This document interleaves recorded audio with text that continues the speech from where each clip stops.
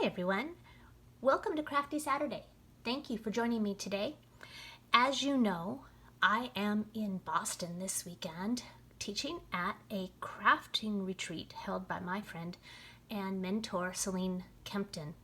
So I have pre-recorded this and that's why it's not on a Facebook Live, but it is on my blog and I have posted it on Facebook. So again, I'm really glad you're joining me today. I'm going to do a little project today using the Itty Bitty Greetings stamp set. This stamp set is really awesome because it has greetings for just about every occasion you can think of. And it comes with a small label punch, but we're not going to use the label punch today. Instead, when I have a class, I like to surprise and delight my guests by having a little treat of some sort. So today I needed to do a gift or a little treat for some people that are coming to craft with me, and it's a tea day. I've been drinking tea like crazy, and even in the South, you know, tea is big, and I'm not a sweet tea person at all. I like a good traditional cup of regular tea, maybe a little sugar and milk in the wintertime or if I'm not feeling well, or just plain iced tea in the summer. No sweetener for me. I like to say I'm already sweet enough. Anyways, today I'm using the Petal Promenade Designer Series paper, and I'm going to make a little tea bag holder. All measurements will be on the blog, so look right below the video and you will see the measurements. So I've cut a piece of 5 by 5 Designer Series paper. Now, how did I know what size to pick? Well, I used my envelope punch board, and I have a tea bag right here. And I'm going to measure my tea bag. So it says it's right at 2.5 by 3. So I can look on my envelope punch board, and I'm going to look for 2.5 by 3. I think it's, okay, 2.5 by 3. And it tells me right here that I need a 5 by 5 piece of paper. Then it also tells me that I need to make my first score line at 2 3/8. So there's no guesswork when you're using the envelope punch board. It's already been done for you. Take your piece of paper and you're going to line it up on the left-hand side. Remember, my first score mark is going to be at 2 3/8, and this ruler already has our measurements on it. Whatever side is facing up, that's going to be the top or the outside of your envelope. So you have a scoring tool on this side. Did you see I pulled that out? I don't know if you saw that, right? It has a handy dandy little slot there. So 2 3/8, line up your left-hand side of the paper at 2 3/8 and hold it nice and flush against the top. Use your scoring tool, and you can feel there is a ridge, okay? And you're just going to score all the way down and punch. That's the only measurement you need to do, because we've made that scoring line right there on that crease, and we're going to use this little leg on the left. It says scoring guide right here, and I want you to line up the crease that you just made, or the scoring mark that you just made, with that leg, and you're going to score and punch again, turn it 90 degrees, line it up again, punch and score. Doesn't matter the way you do it, just turn it around again and punch and score. Move that to the side. Burnish all of your edges.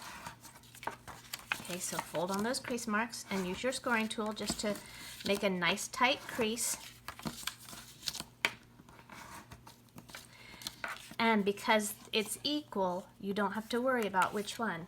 And let's see. Oh, I'm out of snail. Let's see, here's another one. Okay, I'm going to run, a little snail just right here on the edge. Fold that up. Oh, you know what, before we do that, you know what I want to do? I'm so sorry. So, that's why I like snail, because it's forgiving. On this side, you can insert your corner, and you can round it. So, we've got pointy ends, if you like the pointy ends, or you can corner round it. Before that new corner rounder punch came out this year, this is what I used.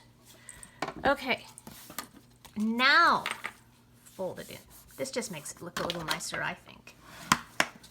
Okay, and take your tea bag, fold over the top, crease that. You just want to make sure that it slides in the envelope. And look at that, it fits absolutely perfectly.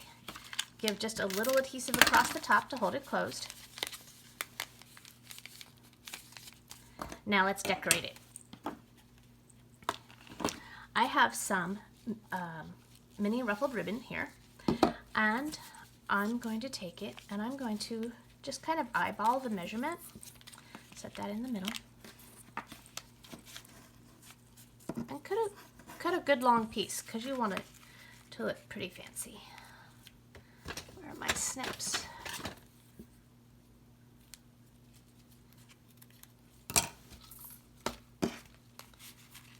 And you're just going to tie a knot at the top.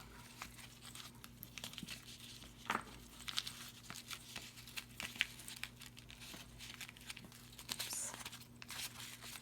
Sorry about that, got that twisted. Let's try again. Sometimes, you know, I don't know about you, but I sure wish I had a third hand sometimes.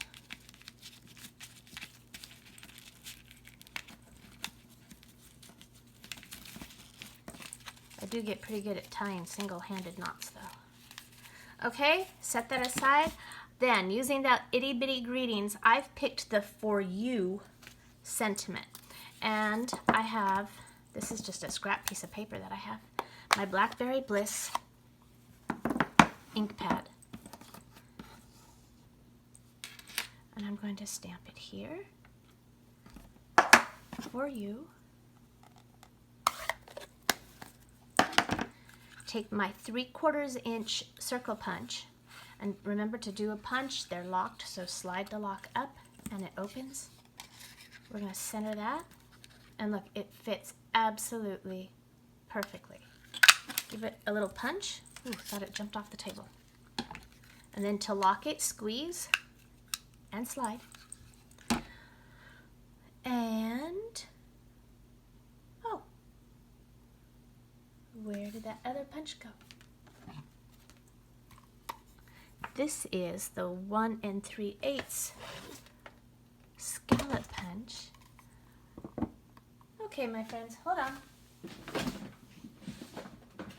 Aha! I was so efficient, I put it away. 1/8. So this is 1 3/8. This is 1 1/8. I'm gonna punch it out here. Berry Bliss.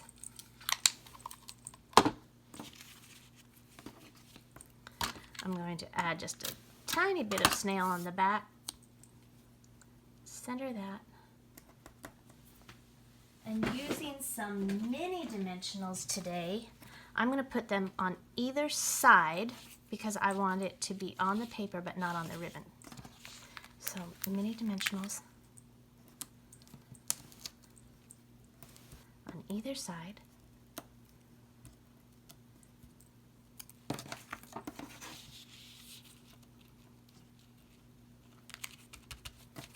Okay, and now you can come in and trim your ends.